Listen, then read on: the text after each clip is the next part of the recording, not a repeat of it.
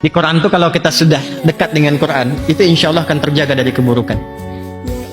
Sekalipun belum hafal, rajin baca aja. Rajin baca. Rajin baca.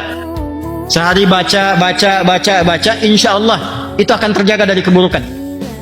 Karena burhan itu tidak pernah ditampilkan dalam Al-Quran kecuali salah satu maknanya penjaga dari keburukan. Ya, itu yang menjadikan diantara orang mulia. Cobalah baca kisah-kisah orang saleh. Pernah kejadian setelah itu digoda.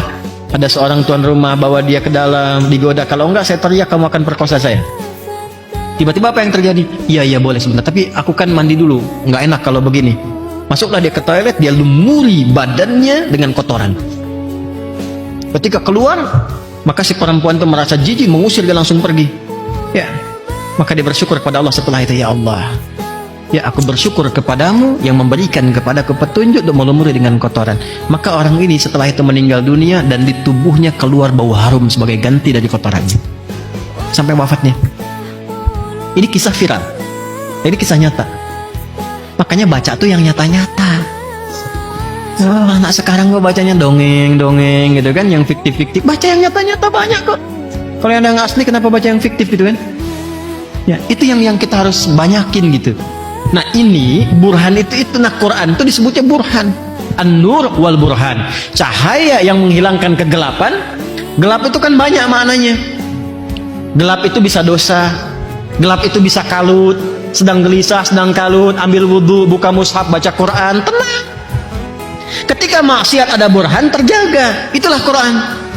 Dan kalau ada orang salah terjebak dalam keburukan, bukan direndah-rendahkan, dibimbing untuk jadi baik.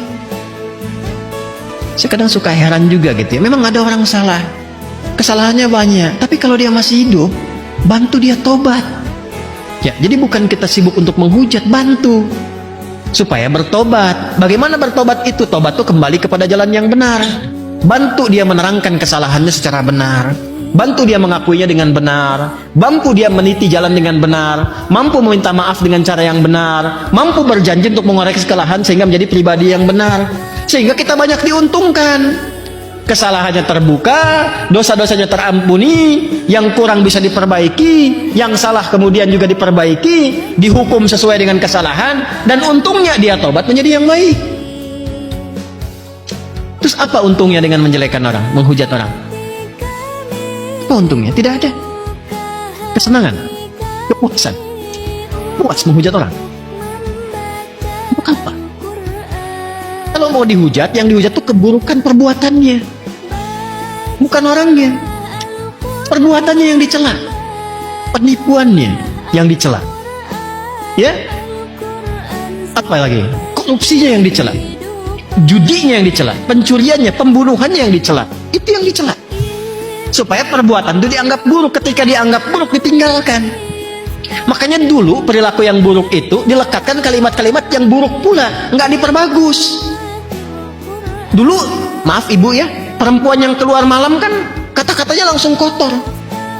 Laki-lakinya juga begitu, pezina.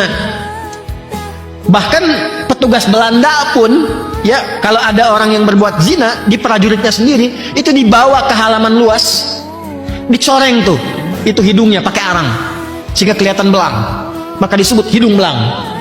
Asalnya dari situ.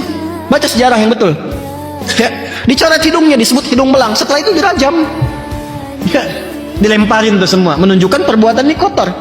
Dulu tuh masih seperti itu, sekarang dibagusin.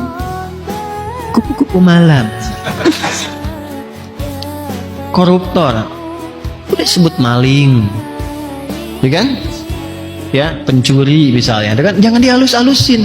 Pezina, sebut pezina. Udah, jangan dibagus-bagusin. Transgender ini aku nggak usah. Dan kita doakan, bimbing, doakan. Tapi jangan dibikin bagus. Ya Allah, semoga Allah ampuni kita semua ya.